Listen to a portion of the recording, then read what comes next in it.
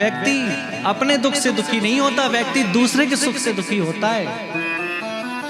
ठीक है, मेरे पास एक मंजिल मकान है, लेकिन सामने वाले के पास दो दो मंजिल क्यों है? उससे व्यक्ति दुखी है। सामने वाले के पास दो गाड़ियां क्यों हैं? दूसरे के सुख से दुखी हैं। दुर्योधन क्या कह रहे हैं कि मुझे इसका कष्ट नहीं है कि हम में से कोई नहीं बचा, लेकिन उनमें से एक भी अगर मर जाता तो आज मैं शांति से कम मर तो पाता। अश्वत्थामा ने कहा, तुम चिंता मत करो, मैं जाऊंगा। अरे यदि तुमने मुझे अपना सेनाध्यक्ष बनाया होता, सेनापति बनाया होता, तो आज ये दिन नहीं देखना पड़ता। दुर्योधन ने कहा कि जाओ, आज ही मैं तुम्हें अपना सेनापति नियुक्त करता हूं। अपने रक्त से अश्वत्थामा का टीका कर दिया, कहा कि जाओ, आज से तुम मेरे सेनापति हो। अश्वत्थामा ने कहा कि तुम चिंता मत करो, मैं अभी जाऊंगा और उनको मार डालूंगा। अश्वत्थामा पहुंचे जहां पांडवों के शिविर लगे हैं, लेकिन विजय की प्रथम रात्रि है। भगवान श्री कृष्ण समस्त पांडवों को लेकर बाहर निकल गए, भ्रमण पर चले गए, लेकिन उन पांडवों की सैया पर पांडव पुत्र आकर सो गए। अब रात्रि का समय था, अंधेरा था। अश्वत्थामा पहुंचा शिविर में, देखा कि 5-5 पांडव सो रहे हैं, लेकिन वहां पांडव नहीं थे, पांडव पुत्र थे। जाकर 5 पांडव पुत्रों के सिर धड़ से अलग कर दिए, और 5 के सिर लेकर वहां से आ गए और लाकर दुर्योधन के सामने पटक दिए कि लो, तुम्हारी इच्छा थी ना, 5 को मार कर ले आया मैं, 5 के सिर हैं ये। दुर्योधन को विश्वास नहीं हुआ। दुर्योधन कह रहा है कि जहां मेरे बड़े बड़े प्रहारों से उनका कुछ नहीं बिगड़ता था, वहां तुम उनके सिर काट कर ले आए, ये नहीं हो सकता। और जैसे ही थोड़ा प्रकाश हुआ, सवेरा हुआ, तो देखा कि वो पांडव नहीं है, पांडव पुत्र हैं।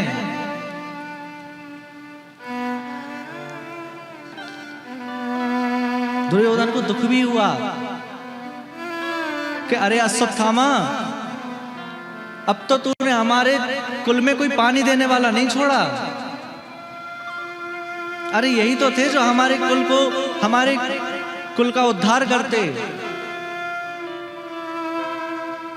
तूने तो पानी देने वाला भी नहीं छोड़ा। अब दुखी हो गए, और एक तरफ प्रसन्नता भी थी कि चलो कोई तो मरा।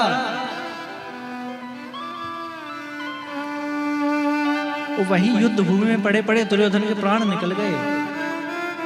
अब जैसे ही सवेरा हुआ, द्रौपदी शिविर में पहुंची तो क्या देख रही हैं कि जहां पांडव पुत्र सोए हुए थे, वहां से रक्त की धारा बह रही है। जाकर देखा कि पांडव पुत्रों के केवल धड़ हैं, सिर नहीं है। चीत्कार कर उठी द्रौपदी, माता शिशूनां निधनं सुताना निशम्य घोरम परितप्यमाना। चीत्कार कर उठी, अरे कौन हत्यारा है, किसने मेरे पुत्रों की ये हालत की है?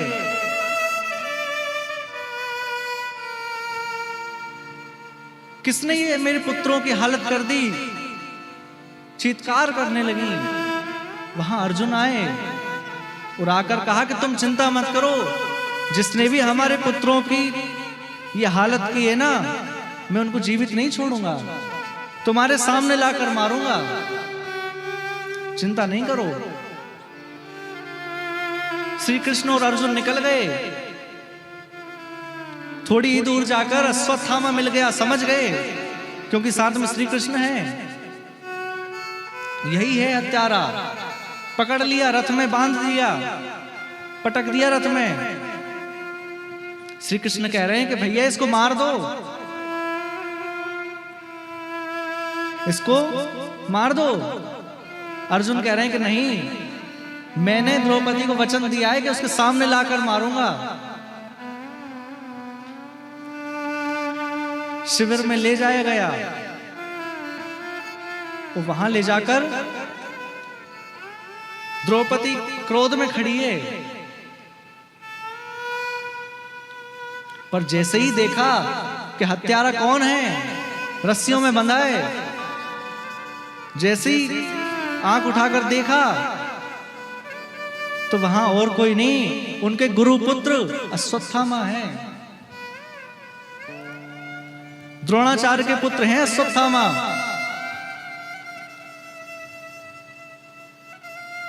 उनको देखते से ही जो क्रोध की मुद्रा थी वो विनय में बदल गई। वामस्व भावा कृपया ननाम च, हाथ जोड़ लिए, अरे इनको छोड़ दो, छोड़ दो। मुच्यताम मुच्यताम एष ब्राह्मणों वितराम गुरु, इनको छोड़ दो, ये गुरुपुत्र हैं, वो ब्राह्मण हैं।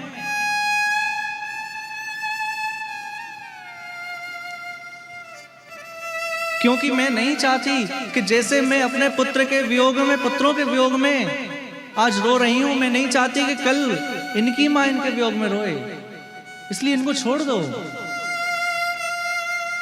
और गुरु पुत्र गुरु के ही समान होते हैं।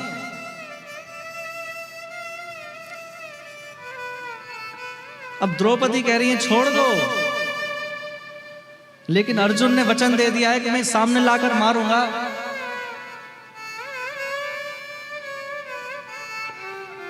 अर्जुन ने भगवान कृष्ण की ओर देखा कि क्या करना चाहिए। भगवान श्री कृष्ण मानो कहे कि हमने तो तभी कहा था कि इसको मार दो, तुम्हें ही लगा था कि द्रौपदी के सामने ले जाकर मारेंगे, अब मारो। अर्जुन ने कहा कि भैया अब गलती हो गई, अब आप बताओ क्या करें। तब श्री कृष्ण मानो अर्जुन की परीक्षा ले रहे हैं कि जो मैंने गीता का उपदेश दिया है वो इनको कितना समझ में आया है। क्या कह रहे हैं भगवान कृष्ण, ब्रह्म बंधुर न हंतव्य आताताई वदारहण, ब्राह्मण को कभी दैहिक दंड नहीं देना चाहिए और आताताई की जाति नहीं देखना चाहिए, कोई भी हो उसे मार देना चाहिए। अब अर्जुन कहने लगे, अब और अच्छे फंस गए। अरे एक तरफ तो आप कह रहे हो कि ब्राह्मण को दैहिक दंड मत दो, दूसरी तरफ कह रहे हैं कि आताताई को छोड़ो मत, तो क्या करें। अर्जुन समझ गए और अर्जुन ने अश्वत्थामा के जो मस्तक में मणि है उसको निकाल ली और अपने स्थान से शिविर से धक्का देकर बाहर निकाल दिया। क्योंकि किसी सम्मानित व्यक्ति को अपमानित करके स्थान से बाहर निकाल दिया जाए, यह भी उसके मृत्यु के बराबर ही है। अरे आप उसको मृत्यु दंड दे देंगे तो वो एक ही बार मरेगा, लेकिन अपमानित करके बाहर निकाल देंगे तो जितनी बार वो उसको याद करेगा हर पल मरेगा, हर पल उसकी मृत्यु होगी। बाहर निकाल दिया। अश्वत्थामा को तो ये विचार करना चाहिए था कि कितनी दया की मुझ पर, कितनी दया की कि मुझे छोड़ दिया। मैंने तो ऐसा निंदनीय कार्य किया था कि मुझे मार देना चाहिए था उसी समय, लेकिन अश्वत्थामा क्या विचार कर रहा है। इन्होंने मेरा अपमान किया है, मैं इनको छोड़ूंगा नहीं, इनके वंश में कोई किसी को छोड़ूंगा नहीं। फिर विचार किया कि अब इनके वंश में बचा भी कौन है। फिर याद आया कि जब युद्ध चल रहा था उस समय अभिमन्यु की पत्नी उत्तरा गर्भवती थी। अब उस बालक का जन्म होने वाला होगा। तो अश्वत्थामा ने अभिमन्यु की पत्नी उत्तरा के गर्भ पर ब्रह्मास्त्र चला दिया। ब्रह्मास्त्र छोड़ा और जैसे ही ब्रह्मास्त्र को आते देखा तो उत्तरा पुकारने लगी। किसको पुकारा है? घर परिवार वालों को नहीं पुकारा, क्योंकि द्रौपदी ने समझाया था, बेटी जब मेरी लाज ली जा रही थी तब पांचों पति बैठे थे, पितामह भीष्म बैठे थे, सब बैठे बैठे देखते रहे, कोई आगे नहीं आया। फिर जब मैंने कृष्ण को पुकारा तब भगवान कृष्ण वस्त्र के रूप में पधारे। तो द्रौपदी ने समझाया था, बेटी कि जिस समय कोई भी आपदा आए तो घर परिवार वाले किसी को मत पुकारना, श्री कृष्ण को पुकारना। जैसे ही ब्रह्मास्त्र आते हुए देखा, उत्तरा पुकारने लगी, पाहि पाहि महायोगी देव देव जगत्पते नान्यो त्वद्भयो पश्ये यत्र मृत्यो परस्पर।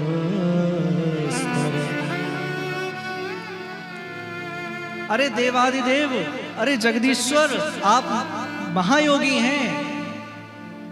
पाही पाही 2 बार कहा, बचाओ। पहला मुझे बचाओ और दूसरा इस गर्भस्थ शिशु को बचाओ। क्यों? उत्तरा यहां शिक्षा दे रही हैं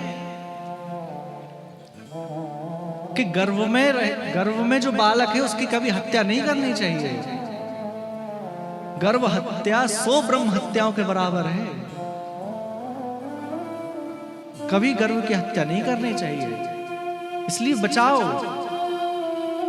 और जैसे ही भगवान श्री कृष्ण ने सुना तो छोटा सा रूप बनाकर उत्तरा के श्वासों के माध्यम से अंदर पहुंच गए और गर्भ में श्री परीक्षित जी की रक्षा की है। ब्रह्मास्त्र को शांत कर दिया। बाहर निकल कर आए हैं, उत्तरा तो शांत खड़ी है, कुछ समझ नहीं आ रहा है कि क्या बोलूं ठाकुर जी से। भगवान रथ में बैठ गए कि चलो अब मैं द्वारिका के लिए प्रस्थान करता हूं। रथ में बैठने ही वाले थे, उतने में पीछे देखते हैं कि कुंती माता दौड़ती हुई आ रही हैं। कुंती माता को आते हुए देखा, कहने लगे, अरे बुआ जी अब आपको क्या कहना है, क्या कहना चाहती हैं आप? कुंती मैया कह रही हैं कि देखो मैं आपकी स्तुति करना चाहती हूँ। मैं जानती हूँ कि आप केवल मेरे भतीजे नहीं हैं, आप जगत के पति हैं, आप परमात्मा हैं, मैं जानती हूँ। अब आप थोड़ी देर खड़े रहें, मैं आपकी स्तुति करना चाहती हूँ। तो फिर यहाँ कुंती मैया ने बड़ी प्यारी स्तुति की है। 26 श्लोकों में बड़ी दिव्य स्तुति की है कुंती मैया ने। क्या कह रही हैं? बस 1-2 श्लोकों के भाव सुनकर हम आज कथा को यहीं विराम देंगे। क्या कह रही है कुंती मैया? नमस्ते पुरुषं त्वाद्यं ईश्वरो प्रकृते परम अलक्षो सर्वभूतानां अंतर्बहिर्वस्थितम् माया जवनिका छन्नम अज्ञाधोक्षजमवयं न लक्ष्यसे मूढदृशा नटो नाट्यधरो। अरे आप परम पुरुष हैं। पुरुष किसको कहते हैं? जो संपूर्ण पुरियों में विद्यमान रहे। जितने भी प्राणी हैं उन सब के अंदर विराजमान हैं आप, और अंदर बाहर सब जगह विराजमान हैं, पर आप दिखते नहीं हैं। क्यों? क्योंकि ये जो माया का पर्दा है ना, जवनिका कहते हैं पर्दे को, ये जो माया का पर्दा है इसके कारण आप दिखाई नहीं देते। लेकिन आपकी इस माया के रहस्य को कोई कोई समझ पाता है। मैं तो केवल एक सामान्य स्त्री हूं, मैं क्या समझ पाऊंगी। बड़े बड़े योगी आपके रहस्य को नहीं समझ पाते। बड़ी सुंदर स्तुति की है। फिर कहा, यथा ऋषिकेश खलेन देवकी कंसेन रुद्धार्चित्रम सुचार्पितम विमोचिताहम च सात्मजा विभो त्वयैव नाथेन मुहुर्विपद्गणात्। आपने अपनी सगी माता के, अपने सगे भाइयों की रक्षा नहीं की। कंस ने एक एक करके 6 भाइयों को मार दिया, लेकिन आपने मेरे 5 पुत्रों की ऐसे रक्षा की मानो उनका एक बाल बाका ना होने दिया। मैं जानती हूं सबसे ज्यादा आप मुझसे ही प्रेम करते हैं।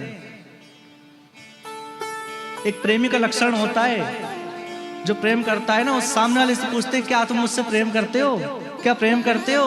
लेकिन कुंती मैया पूछ नहीं रही है, बता रही हैं कि मैं दावे से कह सकती हूं कि आप मुझसे ही सबसे ज्यादा प्रेम करते हैं। और जो अंतिम पंक्ति है, तो यही विनाथ है मुहुर्विपद्गणात्। केवल आप ही मेरे हैं और कोई नहीं है इस संसार में। मीराबाई कहती हैं, मेरे तो गिरधर गोपाल दूसरो ना कोई। तो मेरे तो गिरधर गोपाल ये तो हम भी कह देते हैं, लेकिन दूसरो ना कोई ये हमसे नहीं कहा जाता। अरे 1 मिनट में सबके एहसान याद आ जाते हैं। माता जी क्या कहेंगी, हमने तुम्हें वैसे ही जन्म दे दिया, हम नहीं है तुम्हारे। पिताजी कहेंगे, हमने तुम्हें वैसे ही पाल पोस कर इतना बड़ा कर दिया, हम नहीं है। पत्नी कहेगी, मैं वैसे ही 7 फेरे लेकर तुम्हारे संग आ गई, मैं तुम्हारी नहीं हूं। हम लोग नहीं कह सकते ये बात। मेरे तो गिरधर गोपाल ये तो हम भी कह देते हैं, लेकिन पिज्जा बर्गर भी हमारा है, घर परिवार भी हमारा है, गाड़ी धन दौलत ये सब भी हमारी है। दूसरा ना कोई ये नहीं कहा जाता हमसे। तो यही विनाथ है मुहुर्विपद्गणात्। बड़ी सुंदर स्तुति है। इसके बाद ठाकुर जी कुछ दिनों के लिए और रुक गए हैं और पहुंचे जहां पितामह भीष्म हैं। और पितामह भीष्म ठाकुर जी को देखकर मानो नेत्रों से ही प्रणाम किया है, नेत्रों से प्रणाम किया है और बड़ी सुंदर स्तुति की है। क्या कह रहे हैं पितामह भीष्म? इतिमति रूप कल्पिता वितृष्णा, इतिमति रूप कल्पिता वितृष्णा, भगवती सात्वत पुंगवे भूमि, भगवती सात्वत पुंगवे स्वसुख मगते क्वचित् विहरतो,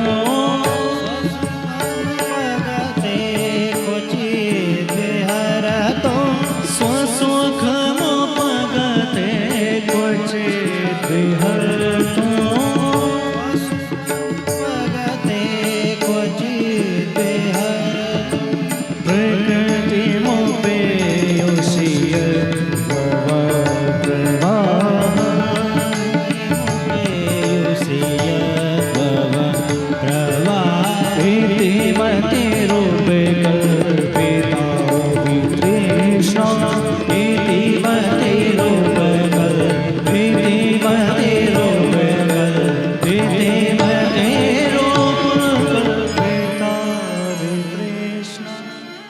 सुंदर स्तुति की है। इसका भावार्थ हम कल श्रवण करेंगे। स्तुति कर कर ठाकुर जी अब द्वारिका को प्रस्थान किए। संग में अर्जुन गए। अर्जुन ने आकर सूचना दी कि अब हमारे प्राणधन श्री कृष्ण इस धराधाम पर नहीं है। तो जैसे ही ये सुना, सभी पांडवों ने अपना राज्य विष्णुराज को दे दिया। वह विष्णुराज और कोई नहीं है, श्री परीक्षित जी ही हैं। राज्य देकर स्वर्गारोहण के लिए चले गए हैं। परीक्षित जी बड़े सुंदर तरीके से राज्य चला रहे हैं। फिर यहां कलयुग को कुछ स्थान दिए हैं। वो कलयुग को स्थान देकर एक बार राजा परीक्षित नदी के तट पर घूम रहे थे, जंगल में किसी शिकार के लिए गए थे। वहां उन्हें भयंकर प्यास लगी तो सामने देखा एक कुटिया है। अंदर जाकर पूछा तो देखा कि एक महात्मा जी हैं, समाधि में बैठे हैं। तो समाधि की परीक्षा करने के लिए सत्य है कि असत्य है, गले में मरा हुआ सर्प डाल दिया और वहां से आ गए। फिर उन ऋषि के पुत्र ने उनको श्राप दे दिया कि आज से 7वें दिन उनकी मृत्यु हो जाएगी। परीक्षित जी भी अपना राज्यभार सब अपने पुत्र जन्मेजय को सौंपकर श्री गंगा जी के तट पर आ गए।